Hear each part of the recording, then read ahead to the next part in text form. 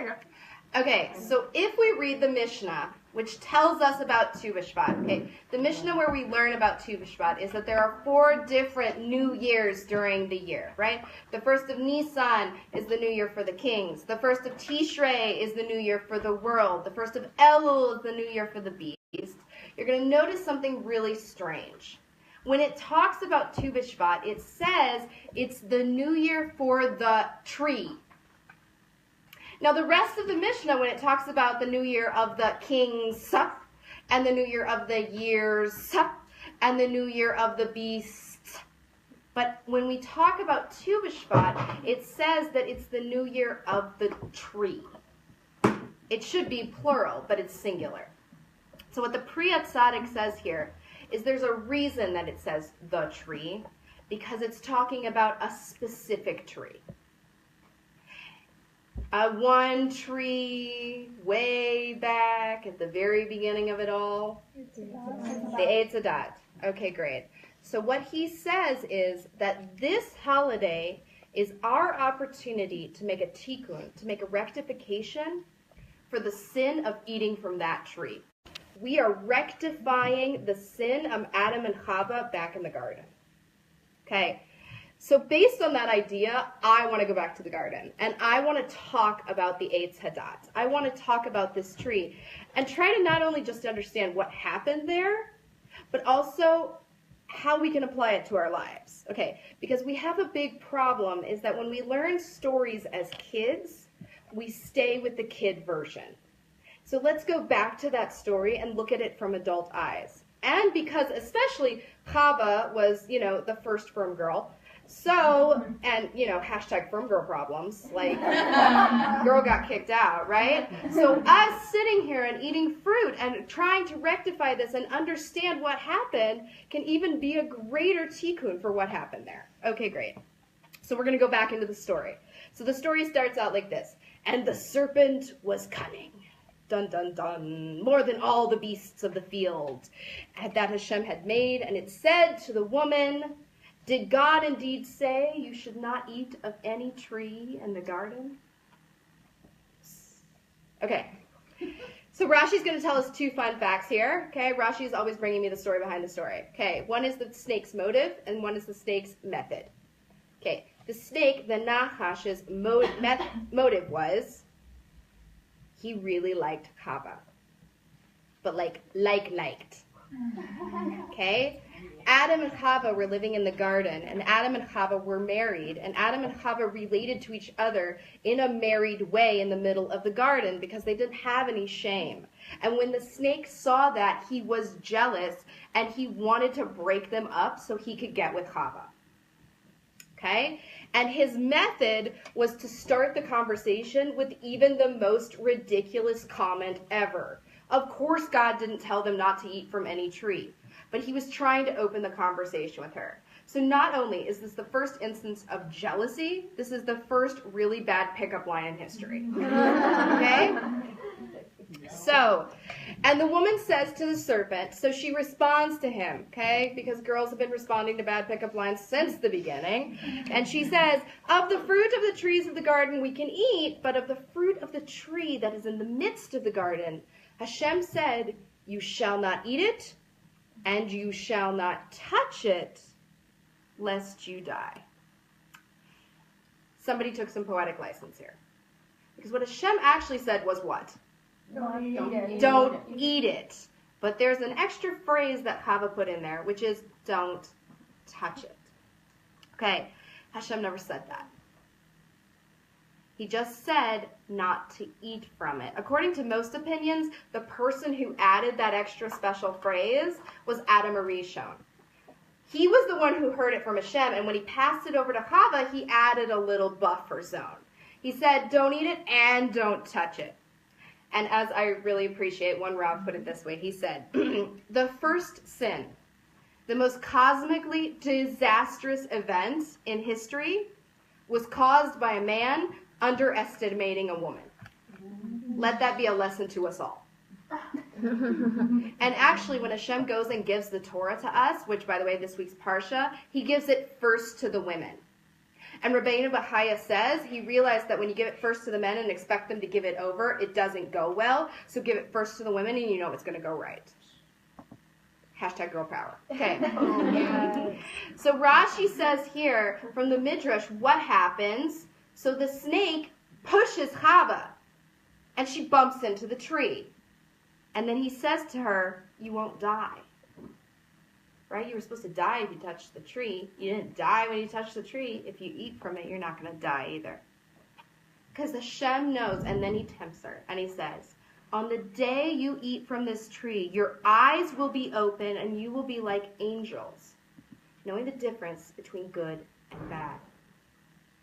Okay. And this is the first major dramatic moment in history. Okay. Imagine the music swirls. Okay. Hava's eyes lift up.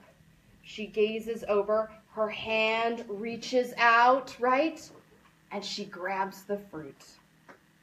The woman saw that the tree was good for food and was a delight to the eyes, and it was good to make one wise, so she took the fruit, and she ate. And she gave it to her husband, and he ate. Now, just a side note. Just fun facts. We aren't exactly sure what this fruit that they ate was, but it certainly was not an apple.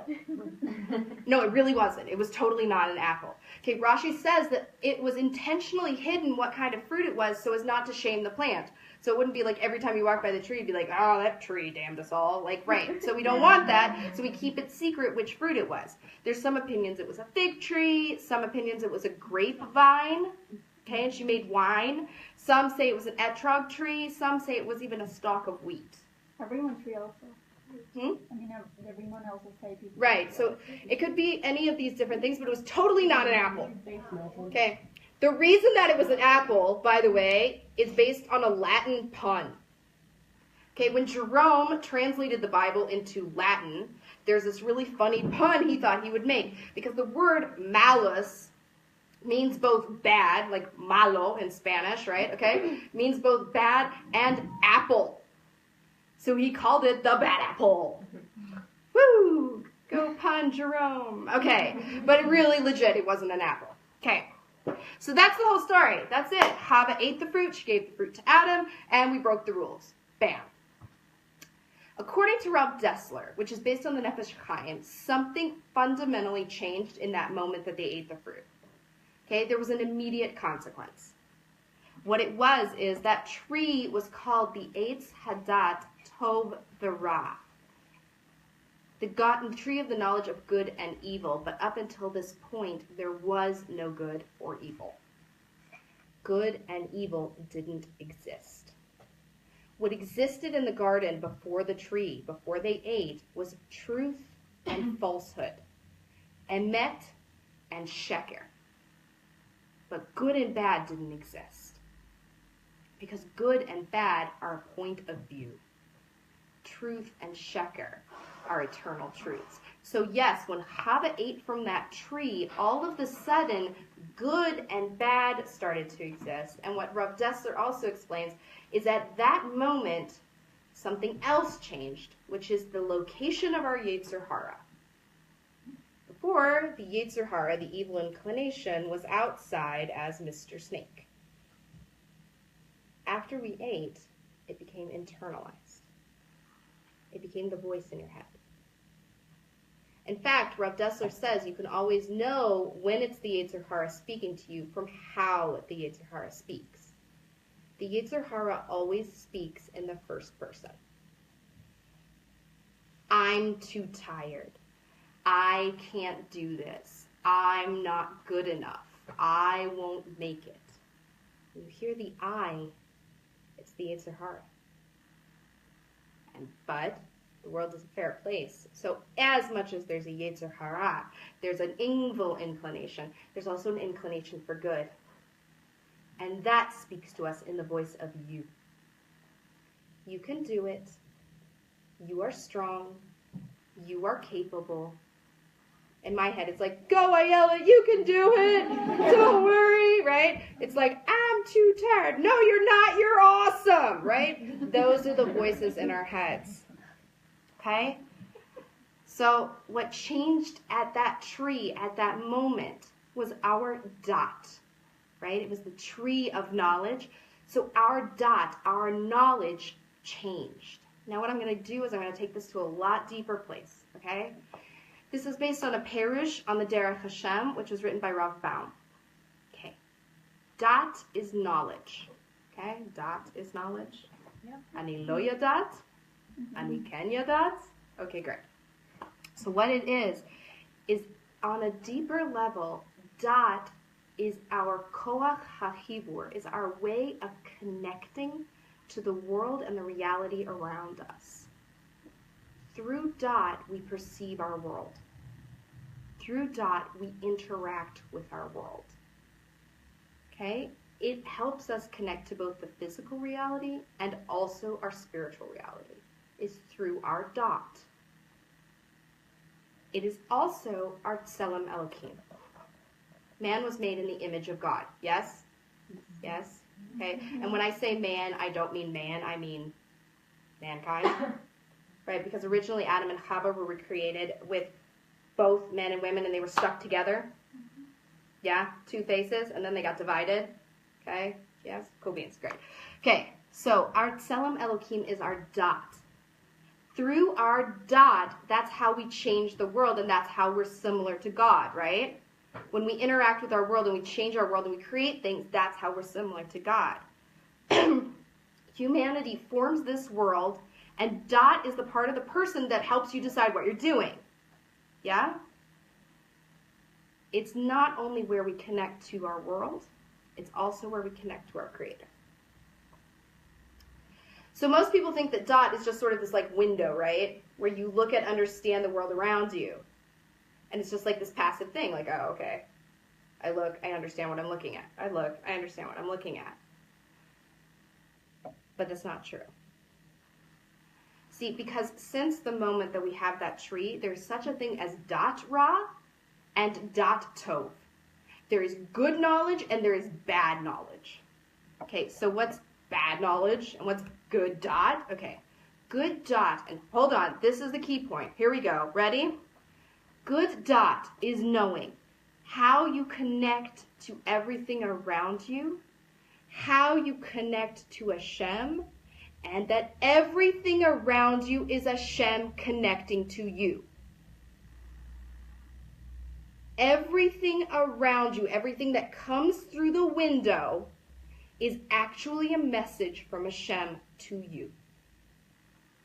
Is your Creator connecting to you? He is putting things in your window as a message. And that message obligates you to act. When we connect to our physical reality or our spiritual reality through our dot, that is our Tselem Elohim, but that is also our God reaching out to us to connect.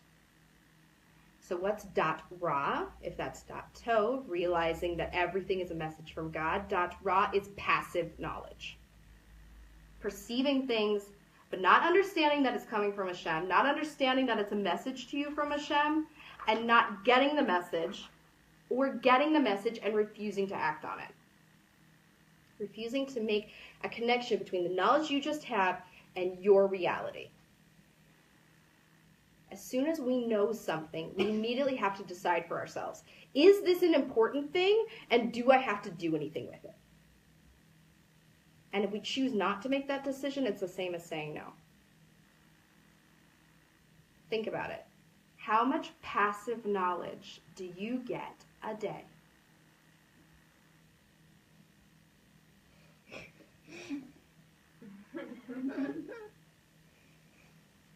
Our generation is the most passive receivers of knowledge that have ever existed. You used to have to go to the library, y'all. Remember back in the dark ages when you had to like get a book and you like had to wait a while before you knew things, before there was like Wikipedia and you could be like, what is the capital of Bolivia? Right? Right? Like imagine life before this. For those of you who can't, allow me from, the dark ages to tell you, there used to be effort. We live in a world of completely passive knowledge. You gain information all the time, and you make sure that it never affects you. Oh, maybe I'll like it. Oh, maybe I'll share it. Everything that comes through the window of your life is Hashem sending you a message and expecting you to act on it. Is dat ra. Dat tov is using what comes through that window and acting on it. Okay, now I'm going to take this even darker, even deeper. Y'all ready? Wait for it. The Yetzer Hara is in our dot. That makes sense, right? I told you it's the voices in your head, right? It's inside our dot. And the main job is the Yetzer Hara is to act on our dot, is to cloud things up, right? To make things confusing, to make things seem like they're one thing and they're actually another, okay? It's a shadow game. So here's the secret. Ready? Hidden inside the word Yetzer Hara is the truth about it. Yetzer Hara is related grammatically to another word, Yatzar, to create. Yetzer and Yatzar are the same word, different vowels. So when you have a Yetzer Hara, that's when you're Yatzar Hara. When you fall into your Yetzer Hara, when you fall into Das Ra, when you act according to a Yetzer Hara, you are actually creating evil in our world. And when you follow the Yetzer HaTov, you are actually Yatzar Tov. You are creating good in our world. The messages that are coming from Hashem, if we miss them, it's a Ra. He's sitting there and he's sending us WhatsApps all the time, guys.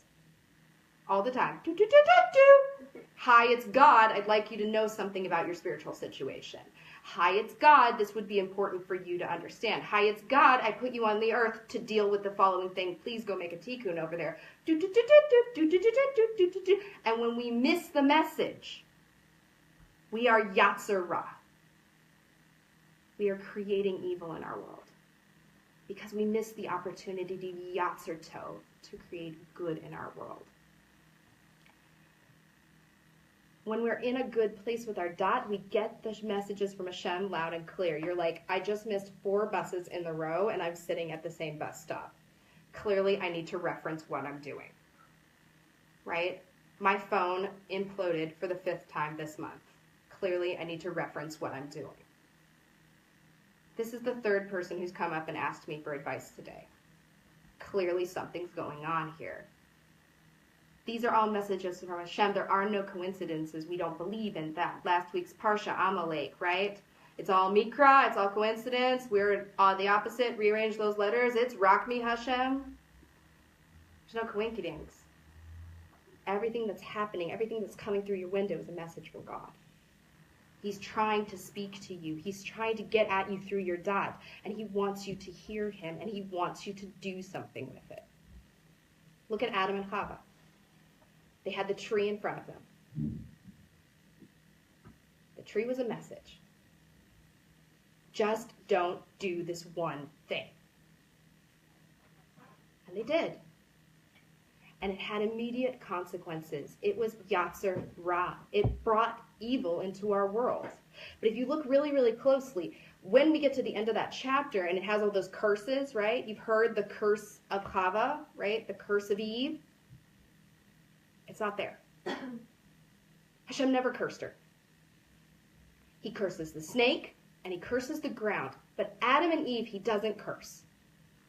The word curse is not there. What's there is consequence. You acted in a certain way, and there are consequences to the actions. You yatzered something. You created something through the decisions that you made. But it's not that I'm cursing you. It's a consequence. A temporary one. Only for this game. Only up until Mashiach. And trust me, every woman in this room is like, yes, Mashiach now, right? Especially if you've had kids. Oh my gosh, Mashiach now, no more childbirth pain. Yes, right? Like, it created evil when they missed the message. We live in a generation where you can get truth to slap you upside face and you don't do anything with it. Dude, that's totally true, yeah.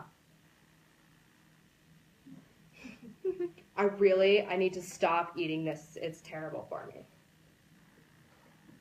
We live in a world of passive. We live in a world where we'll know something is completely true and it doesn't change us anymore.